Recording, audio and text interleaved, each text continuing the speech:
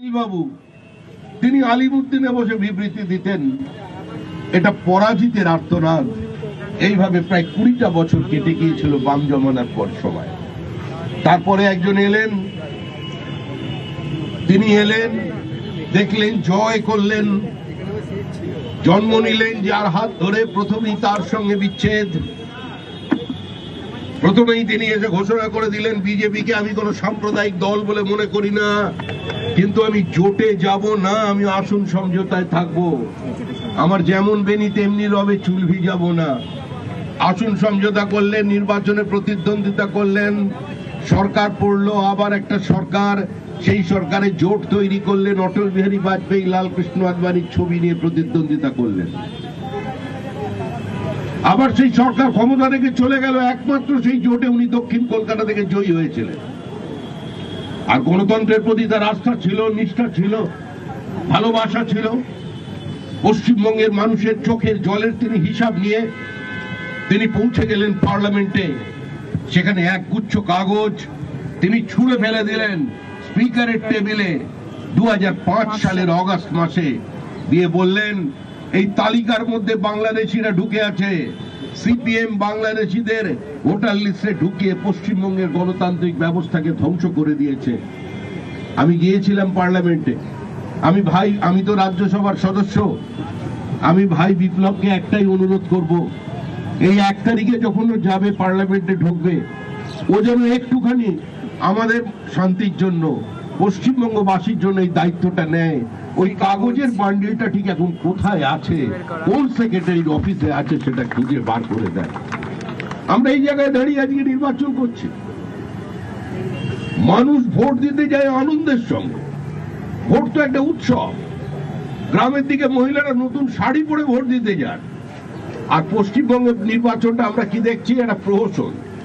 Vote মানে আতঙ্ক, vote মানে বোমা, ভোট মানে খুন, ভোট মানে ভোট পরবর্তী হিংসা, ভোট মানে গণধর্ষণ, ভোট মানে গাঁজা কেস, ভোট মানে পুলিশকে সঙ্গে নিয়ে শাসক দলের চোখ রাগানি, ভোট মানে দোকান বন্ধ, ভোট মানে মাথা নেড়া করে নাকে খত দেওয়া, ভোট মানে ধোপানাবিদ বন্ধ করে দিয়ে এক ঘরে করা, ভোট মানে জেসিবি মেশিন দিয়ে বাড়ি ভেঙে দেওয়া, ভোট মানে আজকে বিরোধী ভোটারদের নিজের রাজ্য ছাড়া করে দেওয়া।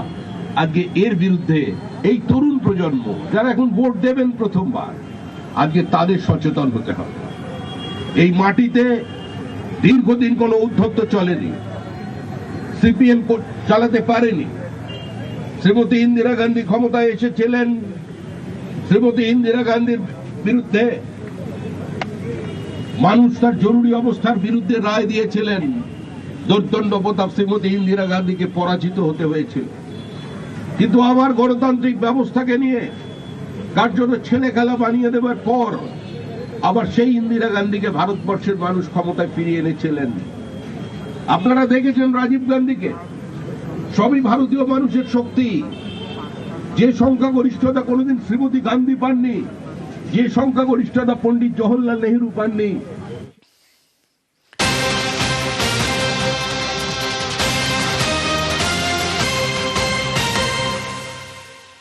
ফের নির্বাচন কমিশনকে তো মুখ্যমন্ত্রী এসআইআর হয়রানি নিয়ে ফের সরব মমতা বন্দ্যোপাধ্যায়। নির্বাচন কমিশনের ভোটার দিবস পালনকে কটাক্ষ।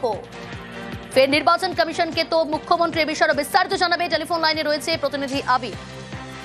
লজিক্যাল ডিসক্রিপেন্সি নামে নতুন নতুন অজুহাত তৈরি হচ্ছে, ফের কটাক্ষ করলেন মমতা বন্দ্যোপাধ্যায়।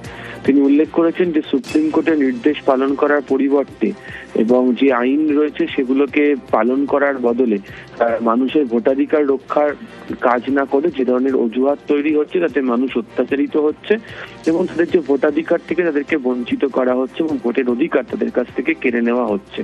এর আগেও বিভিন্ন সময় লজিক্যাল ডিসক্রিপেন্সি নিয়ে তিনি মুখ খুলেছেন এবং আজকেও যখন নির্বাচন কমিশন জাতীয় ভোটার দিবস পালন করছে সেই দিনকে তিনি আক্রমণ করেছেন নির্বাচন কমিশনকে এবং তার বক্তব্য হচ্ছে যে হিজ মাস্টার ভয়েসের মতো কমিশন মানুষের ভোটাধিকার লুণ্ঠন করতে ব্যস্ত হয়ে পড়েছে এবং তাদের ঔদ্ধত্য হচ্ছে জাতীয় ভোটার দিবস পালন করার এরপরও, এবং এতে যে তিনি স্তম্ভিত, বিস্মিত এবং বিচলিত সেটাও উল্লেখ করেছেন মমতা বন্দ্যোপাধ্যায়। একই সঙ্গে তার বক্তব্য যে এখনো পর্যন্ত প্রায় 130 জনের বেশি মানুষ মারা গেছেন, যেভাবে 85, 90, 95 বছরের মানুষকে ডেকে পাঠানো হচ্ছে, যারা শারীরিকভাবে প্রতিবন্ধী তাদেরকে ডেকে পাঠানো হচ্ছে, এদের কি ডেকে পাঠানোর কোনো অধিকার কমিশনের রয়েছে? এবং কমিশনের যে আচরণ, এই ধরনের চাপ তৈরি করা, এর ফলে হচ্ছে আত্মহত্যা বা মৃত্যুর সংখ্যা বাড়ছে, এবং এটা করা হচ্ছে রাজনৈতিক নেতাদের নির্দেশে। নাম না করলেও কার্যত কটাক্ষ করেছেন বিজেপি শিবিরকেও তিনি এর মধ্য দিয়ে।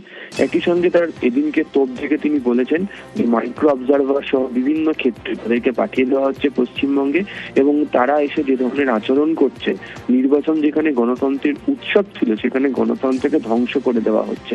ফলে ভোটার দিবস পালন করার কোনো অধিকার নির্বাচন কমিশনের নেই। এর আগেও জ্ঞানেশ কুমারকে যে কতগুলি চিঠি তিনি পাঠিয়েছেন বিভিন্ন সভাতেও বক্তব্য রাখতে গিয়ে বারবার কমিশনের ভূমিকা নিয়ে তোপ দেখেছেন, কিন্তু লজিক্যাল ডিসক্রিপেন্সির বিষয় নিয়ে যখন সবাই সরব হতে শুরু করেছেন, জাতীয় ভোটাধিকার দিবস পালনের দিনকে বাছাই করে কমিশনের যে ভূমিকা তা নিয়ে ফের তোপ দাগলেন হচ্ছে তৃণমূল সুপ্রিমো মমতা বন্দ্যোপাধ্যায়।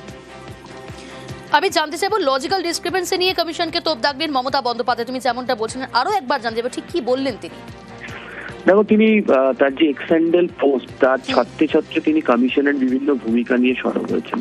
প্রথম হচ্ছে তার ভূমিকা, যে তিনি যে প্রশ্ন তুলেছেন সেখানে তো লজিক্যাল ডিসক্রিপেন্সির মতো বিষয়, এই ক্ষেত্রে তিনি উল্লেখ করেছেন যে সুপ্রিম কোর্টের নির্দেশ পালন করার পরিবর্তে যে নতুন নতুন বিধি নিয়ম তৈরি করা হচ্ছে এবং তাতে নানান অজুহাত তারা তৈরি করছেন, এর ফলে মানুষ অত্যাচারিত হচ্ছেন এবং তাদের ভোটের অধিকার থেকে বঞ্চিত করা হচ্ছে। যেখানে ভোটের অধিকার দেওয়ার কথা সেখানে ভোটের অধিকার কেড়ে নেওয়া হচ্ছে, এবং এর পিছনে রাজনৈতিকভাবে বিজেপি রয়েছে, বিজেপির কথাই তারা পালন করছে, সেটাকে তিনি উল্লেখ করেছেন। দ্বিতীয়ত তিনি এদিনকে ফের প্রশ্ন তুলেছেন বয়স্কদের এবং যারা শারীরিকভাবে অক্ষম, প্রতিবন্ধী তাদেরকে ডেকে পাঠানোর বিষয় এবং তারা যে কতটা হয়রানির শিকার হচ্ছেন সেটিতে তিনি উল্লেখ করেছেন যে 130 জনের বেশি মানুষ মারা গেছেন, 85, 90, 95 বছরের মানুষকে ডেকে পাঠানো হচ্ছে, এবং এই যে ধরনের চাপ তৈরি করা হচ্ছে, যে ধরনের এটা কার্যত শারীরিক এবং মানসিক নিগ্রহের পরিমাণ যেভাবে হচ্ছে, তাতে আত্মহত্যা বা মৃত্যুর সংখ্যা বাড়ছে, এবং এটিও বিজেপির নির্দেশে করা হচ্ছে বলে তিনি উল্লেখ করেছেন। তৃতীয়ত দিনকে তিনি বলেছেন যে নাগরিকদের জন্য এনআরসি প্রক্রিয়া বানিয়ে তোলা হয়েছে, সংখ্যালঘু সম্প্রদায়, তপশিলি জাতি এবং জনজাতির মানুষের জন্য এটা একটা বিশেষ পীড়ার কারণ হয়ে দাঁড়িয়েছে, এবং অবশ্যই এখানে নির্বাচনকে গণতন্ত্রের উৎসব বলা হয়, সেখানে এই রাজ্যে এসআইআর করতে গিয়ে যেভাবে মাইক্রো অবজারভার বা বিভিন্ন সময় কমিশন যে ধরনের ভূমিকা নিচ্ছে, তাতে হচ্ছে মানুষকে কার্যত মৃত্যুর মুখে ঠেলে দেওয়া হয়েছে। ফলে গণতন্ত্রের উৎসবটা গণতন্ত্রকে ধ্বংস করার প্রক্রিয়া, সেটা নিয়ে তিনি তোপ দেখেছেন ভোটার দিবস পালনের দিনকে বাছাই করে। বেশ,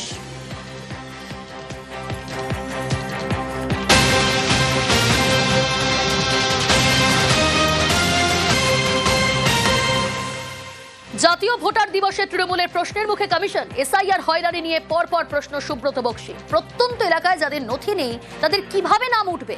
জাতীয় ভোটার দিবসের অনুষ্ঠানে কমিশনকে প্রশ্ন সুব্রত বক্সী। নাম তোলায় ডিএমদের ক্ষমতা দেওয়া হয়েছে বলেই জানায় কমিশন।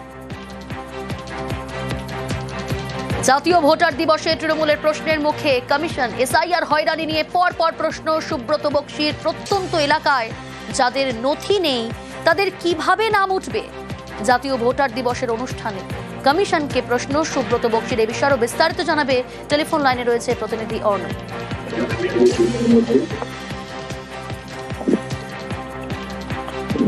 অর্ণব, কি বললেন সুব্রত বক্সী? অর্ণব, শোনা যাচ্ছে? যদি প্রশ্নটা আরম্ভ করো। অর্ণব, কি বললেন আজ সুব্রত বক্সী? দেখো, এই ভোটার দিবসে যে প্রোগ্রাম জনগণ অডিটোরিয়ামে হচ্ছে, সেখানে এই এসআইআর কি সেই বিষয়টা নিয়ে অতিরিক্ত তিনি তার স্পিচ রাখছিলেন, কিন্তু তিনি যে তথ্যগুলি দিচ্ছিলেন সেই তথ্যগুলি নিয়ে কার্যত বাস্তবের যে ফারাক রয়েছে সেই বিষয়টাই আর দর্শক আসনে বসে সুব্রত বক্সী তৃণমূল কংগ্রেস নেতা তিনি আর থাকতে পারেননি।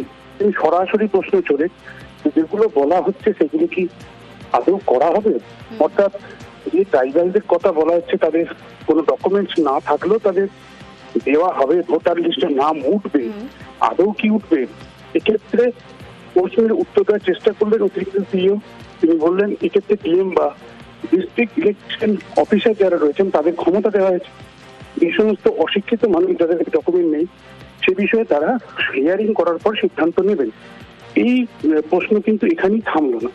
এরপর যেমন স্পিচ আরো এগিয়েছে, 58 লাখ নাম ভাবতেছে, কিন্তু তার পরবর্তী পর্যায়ে যেখান থেকে আনম্যাট এবং যেটা আমরা বলছি এলডি অর্থাৎ লজিক্যাল ডিসক্রিপেন্সি, এই তালিকা নিয়ে যখন বক্তব্য তিনি দিচ্ছেন সেই সময় সুব্রত বক্সী এবং তৃণমূল কংগ্রেসের প্রতিনিধিদের ধৈর্যের বাঁধ আবার ভাঙলো। সেখানে বলা হলো যে কিসের ভিত্তিতে 58 লাখের মধ্যে কথা বলছেন না 58 লাখের বাইরে এই তথ্য আপনারা দিচ্ছেন, যেখানে 4 লাখ 5 লাখের কথা বলছেন। এই সময় যখন অতিরিক্ত সিইও উত্তর দেওয়ার চেষ্টা করছেন, কার্যত সুব্রত বক্সী আর থাকতে না পেরে বললেন এটা বলা হচ্ছে বাইরে সবাই শুনেছে জেনেছে যে 1.5 কোটি মানুষের নাম বাদ যাবে। এই তথ্য কিসের ভিত্তিতে?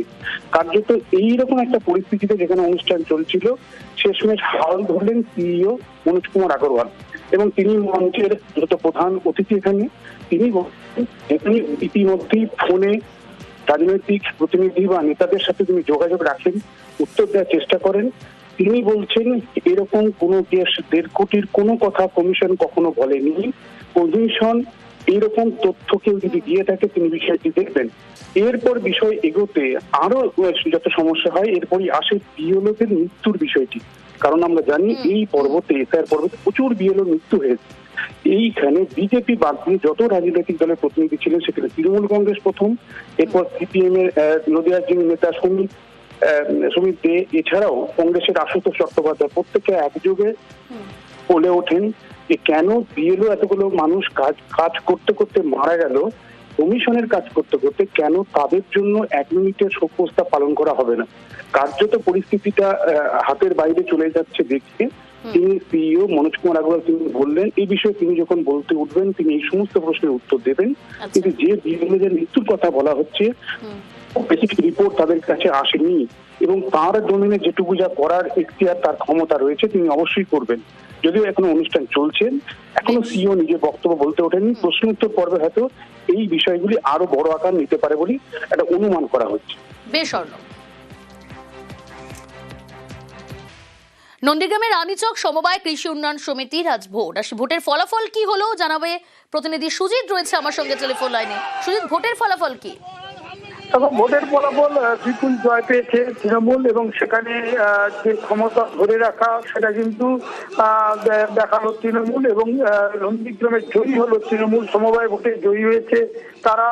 মোট 45 আসনের এই সমবায়ে তারা পেয়েছে, তৃণমূল পেয়েছে 27 এবং বিজেপি জয় পেয়েছে 18টি আসনে এবং 5টি আসনে এর মধ্যে তৃণমূল বিনা প্রতিদ্বন্দ্বিতায় আগেই জয়ী হয়েছিল। সব মিলিয়ে 27টি আসনে তারা জয় পেয়ে নিজেদের ক্ষমতায় থাকা বোর্ড আবার ধরে রাখলো এবং সেটা আজকে যে ভোটকে ঘিরে তালিকায় উত্তেজনা ছিল শেষমেশ ভোট শেষে গণনা হলো। গণনায় দেখা গেল জয়লাভ করেছে তৃণমূল। স্বাভাবিকভাবে তৃণমূলের কর্মী সমর্থকরা রীতিমতো আবির মেখে বিজয় মিছিল করছেন এবং তাদের এই জয় তাদের অনেকটা অক্সিজেন দিল বলে দাবি করছে তৃণমূল নেতৃত্ব। সঙ্গে থাকো সুজিত।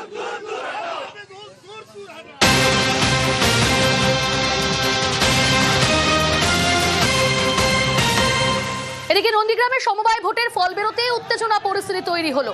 ভোটের আগে উত্তেজনা পরিস্থিতি তৈরি হয়েছিল, ভোটের ফল বেরোতেও উত্তেজনা পরিস্থিতি। বিজেপি তৃণমূল কর্মীদের মধ্যে ধস্তাধস্তি, উত্তেজনা।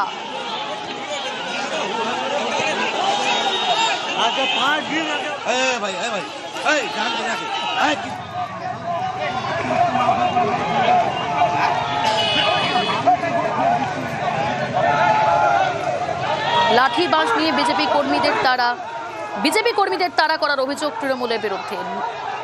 নির্বাচনের সমবায় সমিতির ভোটের ফলাফল বেরোনোর পর উত্তেজনা পরিস্থিতি। সুজিত রয়েছে আমার সঙ্গে। সুজিত, কেন আবার নতুন করে উত্তেজনা পরিস্থিতি তৈরি হলো ভোটের ফল বেরোনোর পর? নন্দীগ্রাম আছে, নন্দীগ্রামে সে কথা বলছে রাজনৈতিক মহল। আসলে ভোটের ফলাফল বেরোতেই উত্তেজনা।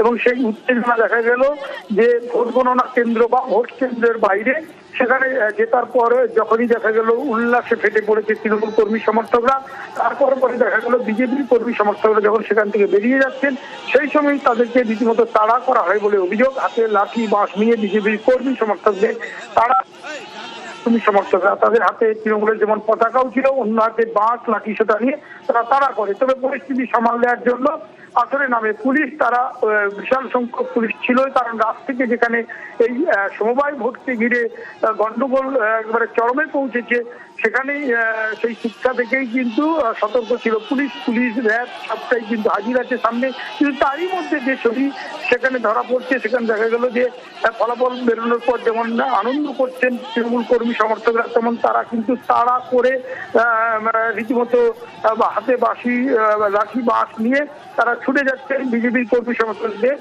মারধর করার জন্য। এই যে পরিস্থিতি সেটা নন্দীগ্রামে, এবং সেখানে সমবায় ভোটের রেজাল্টের পরপরই 45 আসনের সমবায়, সেখানে 5 আসনে আগেই বিনা প্রতিদ্বন্দ্বিতায় জয়লাভ করে রেখেছিল তৃণমূল, কিন্তু বাকি যে 40 আসনের মধ্যে আজকে ভোটাভুটি হয় শেষমেশ দেখা যায় যে 27-18 এই ফলাফলে জয়ী হয়েছে সব মিলিয়ে তৃণমূল। এবং তারপরেই এই যে ঘটনা সামনে আসছে, যে ছবি সামনে আসছে সেখানে দেখা যাবে রীতিমতো উত্তেজনাকর পরিস্থিতি এবং সাধারণ নির্বাচনের জয়লাভ নাকি সাধারণ নির্বাচন নাকি সমবায় ভোট বোঝা যাবে না, কারণ নন্দীগ্রামেই আছে এবং বারবার খবরে নন্দীগ্রাম শিরোনামে নন্দীগ্রাম, সেখানে রাজনীতির সামান্য যদি ছোঁয়া থাকে সেখানে কিন্তু এরকম ছবি দেখা যাচ্ছে এবং দেখা যাচ্ছে বলেই দাবি করছে রাজনৈতিক মহল। এবং সাধারণ নির্বাচনের আগে 26-এর ভোটের আগে এরকম ভোট যখনই আসছে, সে স্কুল নির্বাচন বা যে কোনো সমবায় ভোট দেখো, তখনই কিন্তু উত্তপ্ত হয়ে উঠছে নন্দীগ্রাম। আজকেও তা অন্যথা হলো না। প্রাণীচক সমবায় সমিতির ভোটে নিজেদের যে বোর্ড ছিল সেটা ক্ষমতা দখল করেছে পুনরায় তৃণমূল। তারপরে দেখা গেল দুপক্ষের সমর্থকদের মধ্যে এই ছবি চিন্তা বাড়াচ্ছে পুলিশ সতর্ক ছিল, এখন পুলিশ আসলে নেমে পরিস্থিতি সামাল দিতে চেষ্টা করছে। বেশ সুচিত।